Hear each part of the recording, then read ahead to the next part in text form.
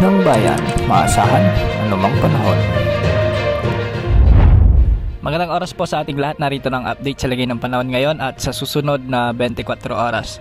Sa kasalukuyan ay easterlies o ang mainit na hangin mula sa karagatang Pasipiko ang nakakaapekto ngayon sa ilang bahagi ng ating bansa, samantalang trough o extension pa rin ni Typhoon Julian ang nakakaapekto sa ilang bahagi ng ating bansa. Huling namataan ng Pag-asa si Typhoon Julian o Bagyong Julian sa layong 245 kilometers northwest ng Itbayat, Batanes.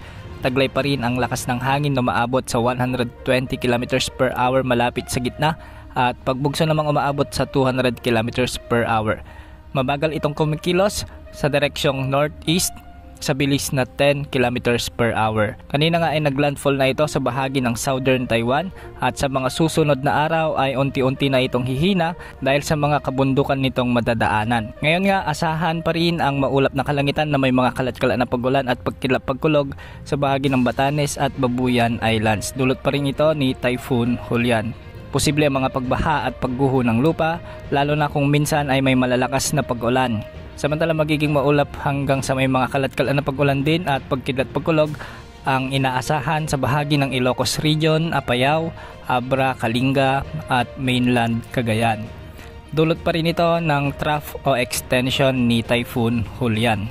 Hindi rin inaalis ang posibilidad ng mga biglang pagbaha at pagguho ng lupa lalo na kung may mga malalakas na pag-ulan. Sa bahagi naman ng Central Luzon at nalalabing bahagi ng Cordillera Administrative Region, ang nalalabing bahagi ng Cagayan Valley, asahan naman ang bahagyang maulap hanggang sa maulap na kalangitan na may mga isolated rain showers and thunderstorms.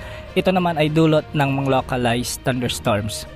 Samantalang sa Metro Manila at nalalabing bahagi ng bansa, magiging bahagyang maulap hanggang sa maulap din ang mga kalangitan na may mga pagkidlat-pagkulog, dulot din ito ng easterlies. Hindi rin inaalis ang posibilidad ng mga biglang pagbaha at pagguho ng lupa kung may mga severe thunderstorms. Base naman sa wind outlook, posibleng umiral ng bahagya ang northeasterly wind flow sa mga susunod na araw at ito ay isang indikasyon na nalalapit na ang amihan season sa ating bansa. Sa mga susunod na araw ay posible na ring ideklara ng Pag-asa ang pagtatapos ng habagat season ngayong taon. Yan ang update sa lagay ng panahon. Ito po ang weather update ng bayan, maasahan anumang panahon.